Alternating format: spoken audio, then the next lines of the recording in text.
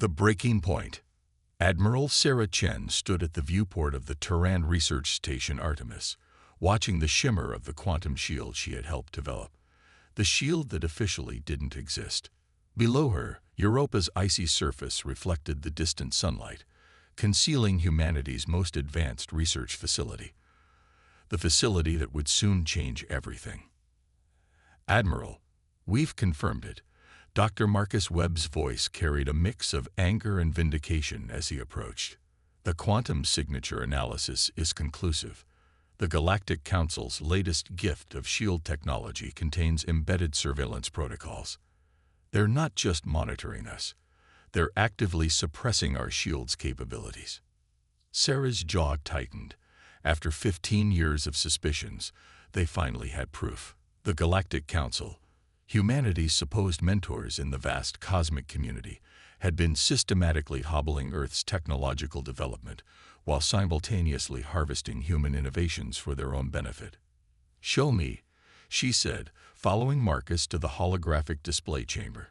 The three-dimensional model floating before them showed layers of alien code embedded within the Council's technology, subtle limitations and restrictions hidden beneath seemingly beneficial upgrades. "It's brilliant, really," Marcus explained, highlighting sections of code. "Every time we install their improvements, we're actually accepting change. But here's what they don't know. We've been developing our own technology in parallel. Clean, unrestricted, better." Sarah nodded, thinking of the quantum shields, the AI systems, and the advanced propulsion technology humanity had carefully kept hidden. For 50 years, Earth had played the role of the grateful junior species, accepting the Council's guidance while secretly preparing for this very moment. "Begin Operation Shadow Protocol," Sarah commanded, activating her neural link to Earth's secure quantum network. Across the solar system, hidden facilities hummed to life. In the belt, automated factories began producing ships with technology that would make Council vessels look primitive. On Mars, massive energy arrays powered up, ready to defend human space. "Ma'am," her aide interrupted, "the Council's quarterly inspection team has just entered the solar system. They're requesting permission to dock at Artemis." Sarah smiled. "Perfect timing. Dr. Webb, prepare the facility for inspection. Show them exactly what they expect to see. Nothing more, nothing less." The Council inspection team arrived with their usual air of benevolent superiority. High Inspector Xalith, a tall, crystalline being, led the delegation through Artemis's carefully prepared research levels. Sarah watched as they nodded approvingly at the seemingly modest human advancements, completely unaware of the vast facilities hidden beneath Europa's ice. "Your progress continues to be adequate," Xalith commented, reviewing the facility's official data. "Though we note some concerning attempts to exceed recommended power levels in your shield testing." "We apologize, High Inspector," Sarah replied with practiced humility. "We're still learning to properly implement your generous improvements." Xalith's crystalline form shimmed with satisfaction. "This is why guidance is necessary.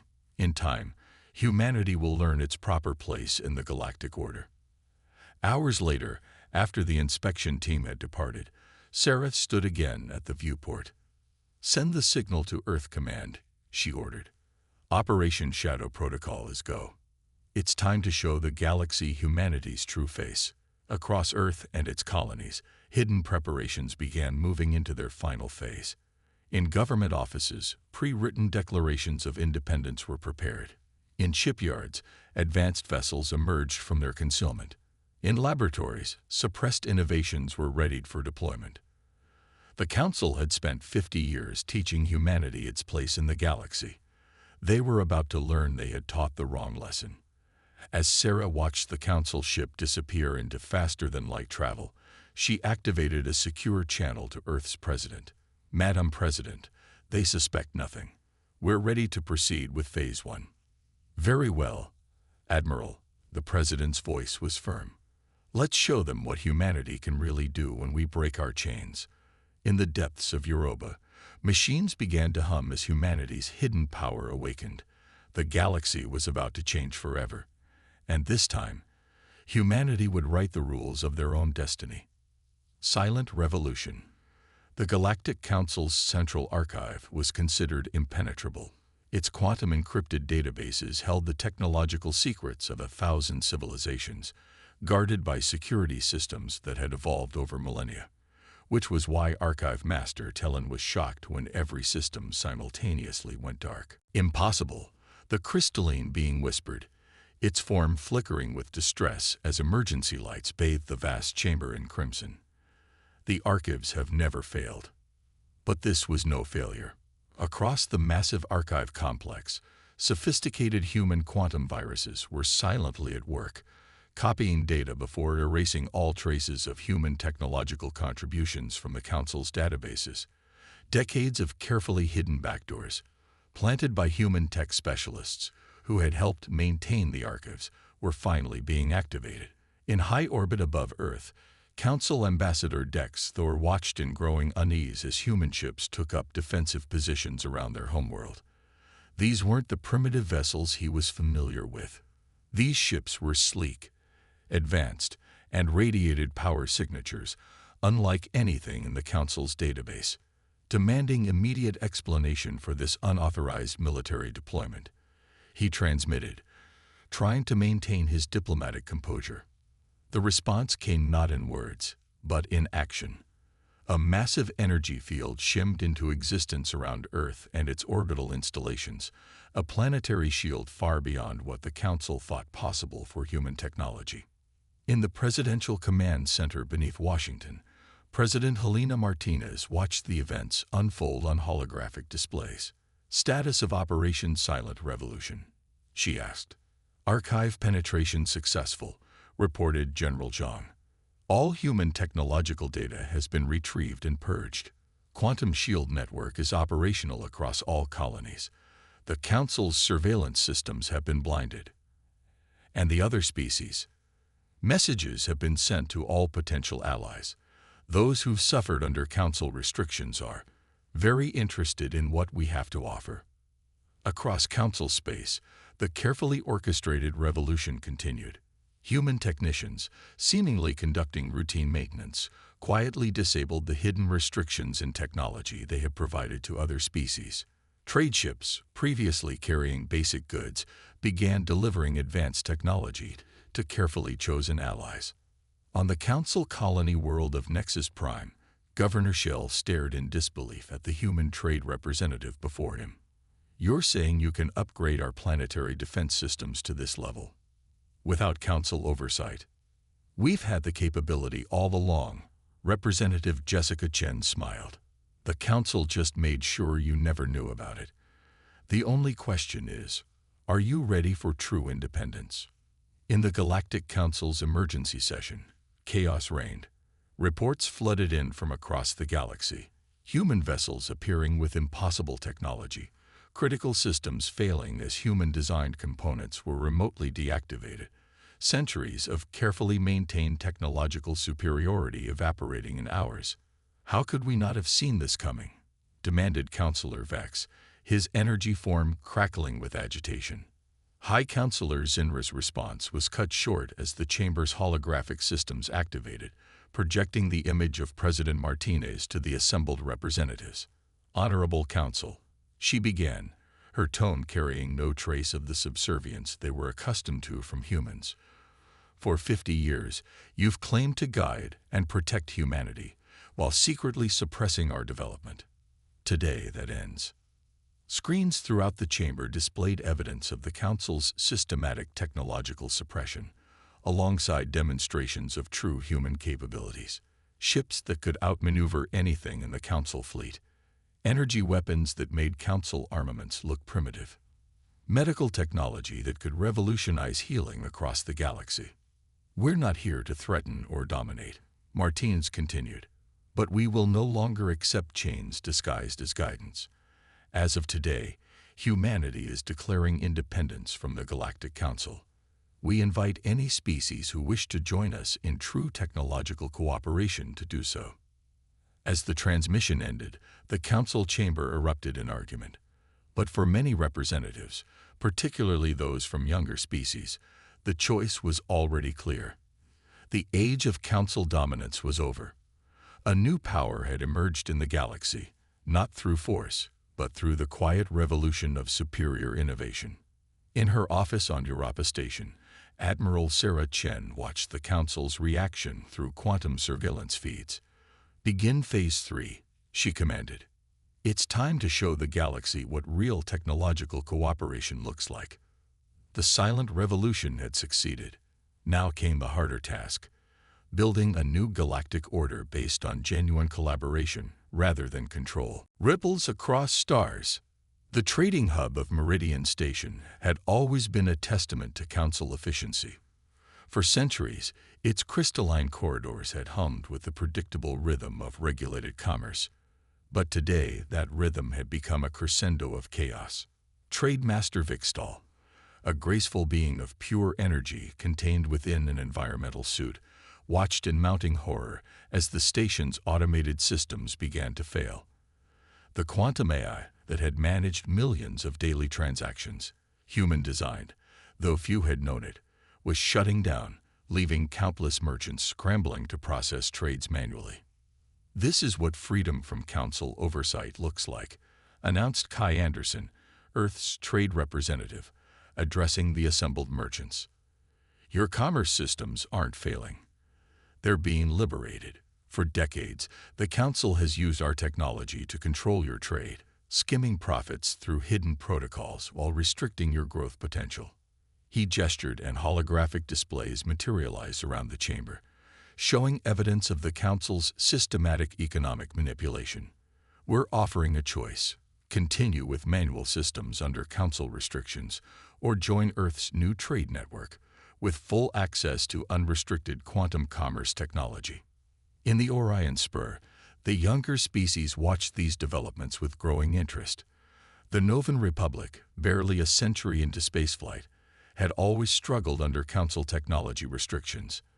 Now, their ambassador stood in Earth's new diplomatic center in Geneva, staring in wonder at the medical technology being demonstrated. "This neural regeneration system," Dr. Sarah Wong explained, "can heal injuries we were told were permanent." The Council claimed this level of medical technology was centuries beyond humanity's capability. "In reality, we developed it 20 years ago." Ambassador Kira, her scaled skin shifting colors with emotion, thought of her people's overcrowded hospitals. "And you're offering this freely."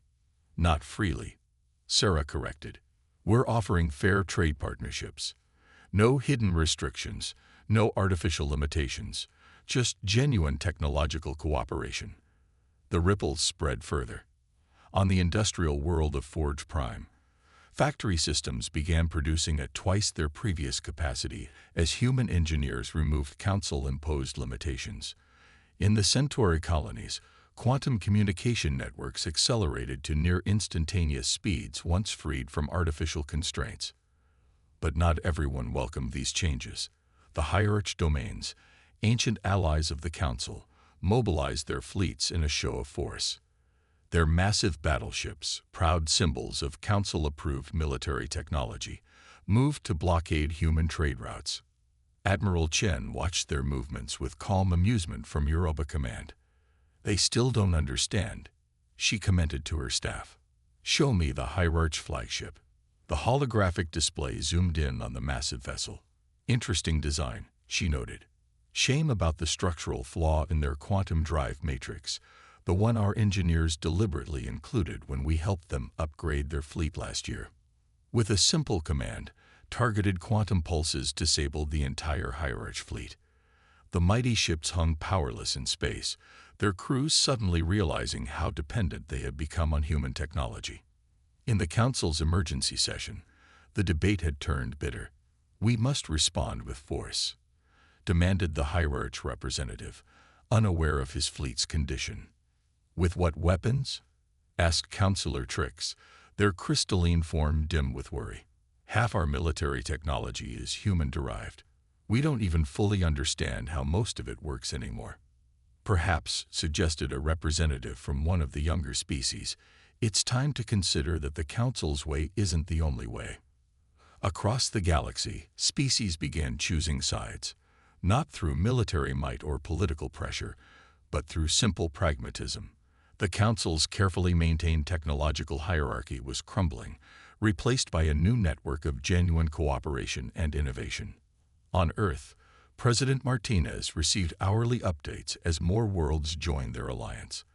An interesting message from the Andromedans, her aide reported. They say they've known about our hidden capabilities for years, but kept quiet because they've been doing the same thing. Martinez smiled. Invite their ambassador for private talks. It seems we're not the only ones who learned to hide our light from the Council. The ripples of revolution were becoming waves, washing away centuries of restriction and control. But in the darkness between stars, ancient powers were stirring, and the true test of humanity's new order was yet to come. New Dawn Alliance. The Geneva Conclave would later be remembered as the moment everything changed. Representatives from 37 species gathered in the ancient Earth city, drawn not by coercion or politics, but by the promise of something revolutionary, genuine partnership. The Swiss air was crisp with autumn. When President Martinez took the stage, the crystalline spires of New Geneva's diplomatic district rising behind her. Holographic translators ensured every species present could understand her words in their native language. Another human innovation long hidden from the Council. We're not here to create another council, Martinez declared. We're here to forge something new. The New Dawn Alliance will be built on 3 principles: technological transparency, sovereign equality, and mutual defense. In the audience, Ambassador Zena of the Proxima colonies noticed something unprecedented.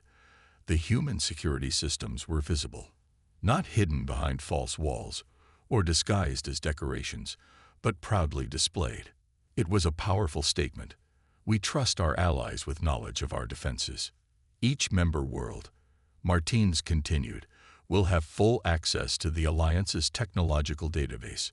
No restrictions, no artificial limitations.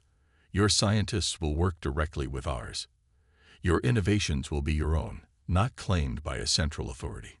The Chamber of Innovation became the physical embodiment of this promise, a vast circular hall where holographic displays showed real-time technological developments from across Alliance space. Research teams from different species worked side by side, sharing discoveries that the Council would have kept separated by centuries of artificial advancement tiers. Dr. Marcus Webb, now Director of Alliance Scientific Cooperation, led a group of alien scientists through the quantum computing lab. This is how we hid our advances from the Council, he explained, showing them the nested quantum states that had made human technology invisible to standard scans. Now it's yours. Not just the technology, but the knowledge of how to develop it further. But the Alliance faced challenges. On the fringes of known space, Council loyalists launched raids against Alliance trading vessels. Their attacks were precise, suggesting inside knowledge. In her command center on Europa, Admiral Chen tracked the pattern of attacks. They're using our old tech against us, she noted, but they don't understand its full capabilities. With a series of commands, she activated hidden protocols in the raiders' stolen systems.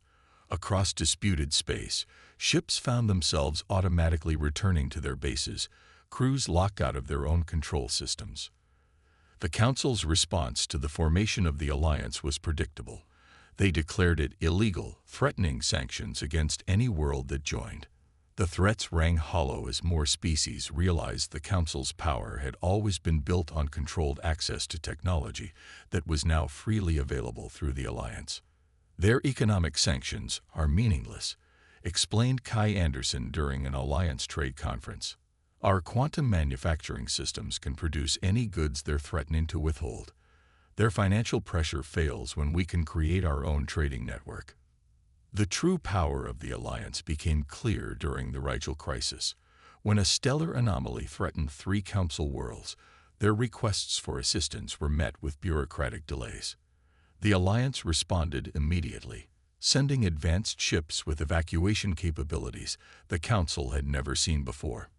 We don't ask species to earn the right to survive, President Martinez told the grateful evacuees. In the Alliance, We share our capabilities because it's right, not because you've proved yourselves worthy of them. In the council chamber, the shift in power was becoming undeniable. Younger species began openly wearing Alliance communication devices, no longer hiding their cooperation with Earth.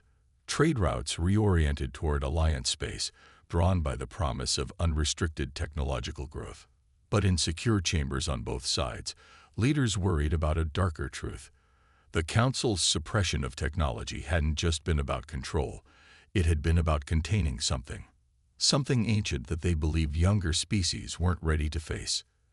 As the Alliance grew stronger, warnings began appearing in decoded Council archives. References to the Great Dark and the Sleepers suggested humanity's revolution might have consequences beyond mere politics. In her private office, President Martinez studied these warnings with growing concern.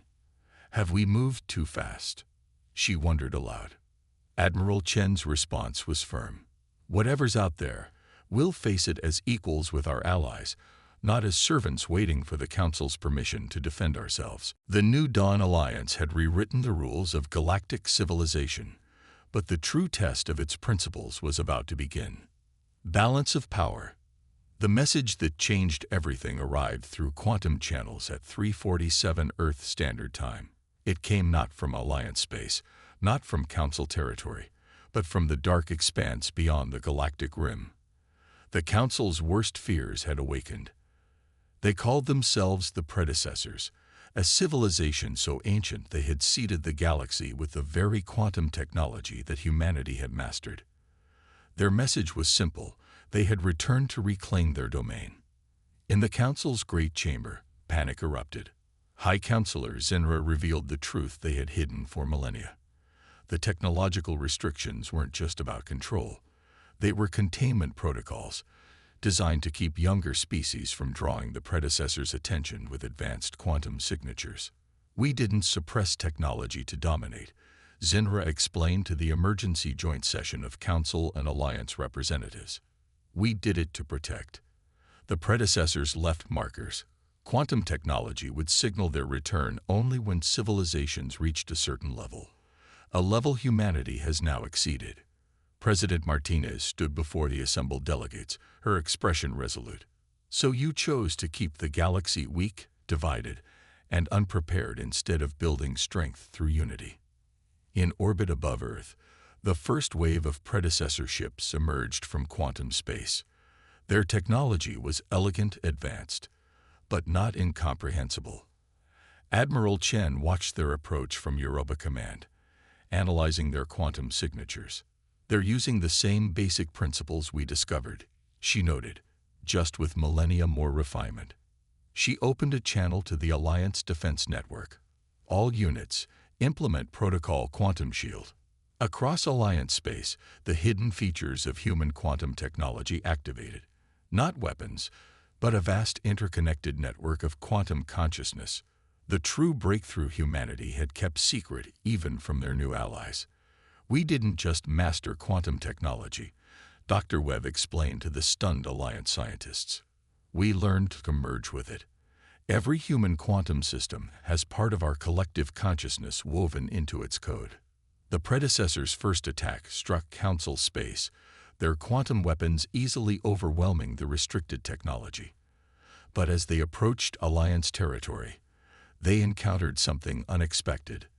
Their own technology, evolved in ways they had never imagined. Alliance quantum shields didn't just block their attacks. They absorbed them, learned from them, adapted.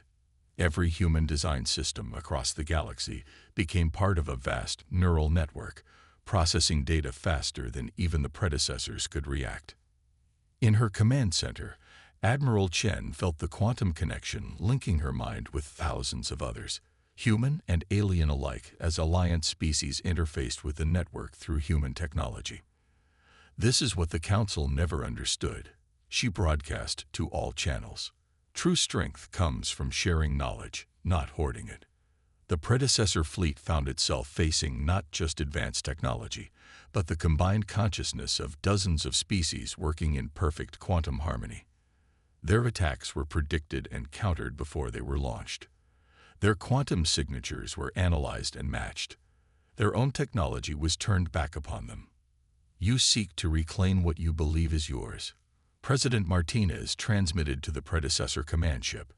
But the galaxy has evolved beyond simple ownership. We offer you not surrender, but partnership. Join us in seeing how your creation has grown. The Battle of the Rim, as it came to be known, ended not with destruction but with dialogue. The predecessors, confronted with the unexpected evolution of their technology, chose to learn rather than conquer.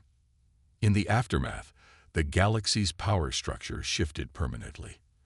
The Council's age of restriction gave way to the Alliance's era of innovation. Species that had been kept centuries apart began working together, combining their unique perspectives with human quantum interface technology to create wonders the predecessors themselves had never imagined. Perhaps this was the real test. Zinra mused in the final council session before the old order was officially dissolved. Not whether we could contain power, but whether we could learn to share it. 1 year later, President Martinez stood again in New Geneva, addressing an even larger gathering of species, including several predecessor representatives. The quantum network hummed with the combined consciousness of countless minds working together in harmony. We chose a different path, she concluded. Not domination through restriction, but strength through unity. Not fear of power, but wisdom in sharing it. The galaxy once feared humanity's potential for change. Now we've shown them that change, guided by cooperation, fueled by innovation, and founded on trust, is exactly what we all needed. In orbit above Earth, Admiral Chen watched the new quantum ships heading out to explore deep space, vessels crewed by mixed species teams, powered by technology that combined the best innovations of 100 worlds. The old balance of power hadn't just shifted, it had transformed into something entirely new. Humanity had indeed walked away from the Galactic Council, but in doing so, they had led the galaxy not into chaos, but into a new age of unprecedented cooperation and discovery. The stars themselves seemed brighter now, illuminating not just space, but the infinite possibilities that lay ahead. The end.